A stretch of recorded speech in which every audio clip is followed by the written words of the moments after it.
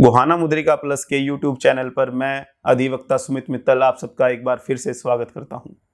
आज हम बात करेंगे एमएसएमई यानी कि उद्यम रजिस्ट्रेशन के बारे में कि एमएसएमई क्या है, हम इसको कैसे अप्लाई कर सकते हैं, इसका हमें क्या क्या बेनिफिट है और क्या इसके लॉन्ग टर्म में यूज़ हो सकते हैं।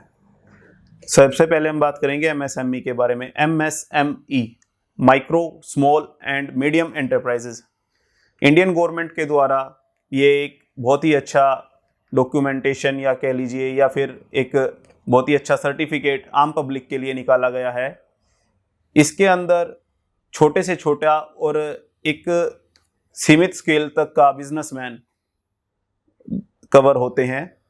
माइक्रो से जो बिजनेसमैन आ जाते हैं उसमें 1 से 5 करोड़ तक टर्नओवर वाले, स्मॉल में 10 से 50 करोड़ तक की टर्नओवर वाले और मीडियम में 50 से 250 करोड़ की टर्नओवर वाले बिजनेसमैन की काउंटिंग होती है।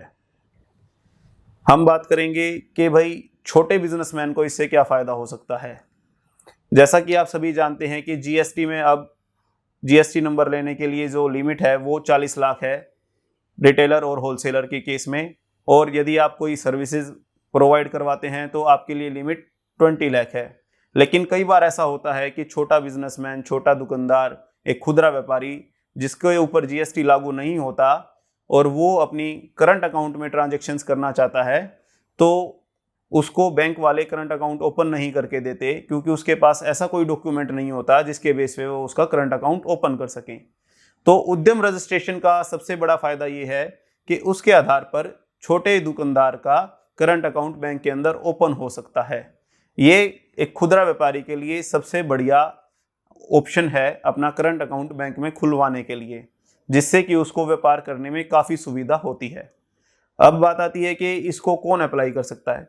ये बड़ा इजी प्रोसेस है, इसको हम ऑनलाइन अप्लाई कर सकते हैं, जिसके लिए हमें कोई बहुत ज़्यादा डॉक्यूमेंटेशन की ज़रूरत नहीं है।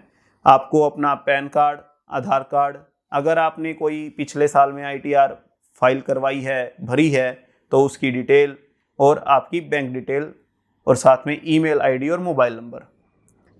अब हम बात करेंगे कि इसको प्रोसेस स्टार्ट करने के लिए क्या प्रोसेस हो सकता है। जैसे ही आप एमएसएमई की साइट पर जाएंगे, वहाँ पर आपसे आधार कार्ड नंबर से आपसे पूछा जाएगा कि भाई आप अपना आधार कार्ड और नाम डालकर रजिस्ट्रेशन करिए।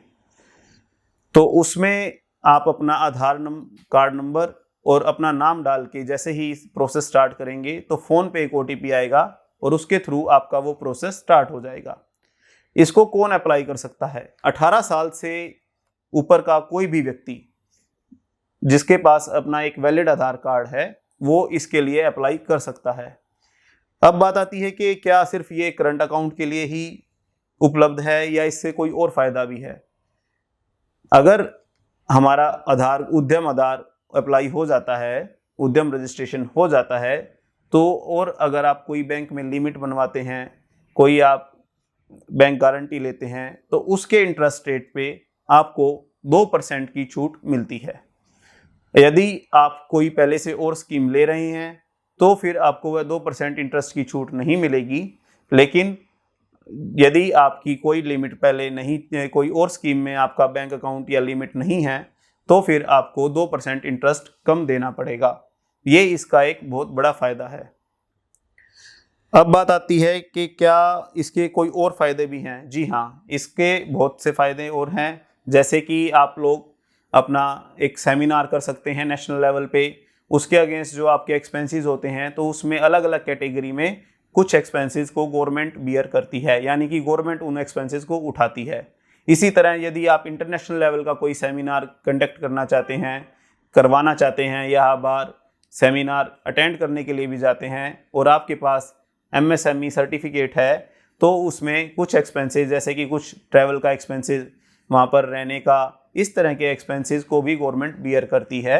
उसका हर एक केस में एक समय और सीमा निर्धारित है, उसके आधार पर ही गवर्नमेंट वो डिडक्शन, सब्सिडीज़ आप लोगों को देती है। तो इसलिए उद्यम रजिस्ट्रेशन छोटे व्यापारियों के केस में बड़ा इंपॉर्टेंट हो जाता है, क्योंकि ना तो उनके पास जीएसटी होता है, ना ही उनके पास कोई और अन्य इस तरह का सर्टिफिकेट होता है जिसके बेस पे वो अपनी वर्किंग कर सकें। इसलिए उद्यम रजिस्ट्रेशन आप खुद भी कर सकते हैं और अपने किसी प्रोफेशनल सीए या एडवोकेट के थ्रू भी उसमें अप्लाई करवा सकते हैं। इसको अप्लाई करवाने की कोई भी गवर्नमेंट फीस नहीं है, ये ऑनलाइन प्रोसेस है। एक बार अप्लाई होने के बाद आपको एक्नॉलेजमेंट मिल जाएगी, उसके बाद मेल के थ्रू ही डिपार्टमेंट आपसे संपर्क बनाए रखेगा और मेल के थ्रू ही आपको अपना रजिस्ट्रेशन सर्टिफिकेट अप्रोक्सीमेट 1 वीक के अंदर आपका ये आ जाता है और आपको वहाँ पर इंटीमेशन मेल पे प्राप्त हो जाएगी और आपको वो मिल जाएगा। आप सब का बहुत बहुत धन्यवाद।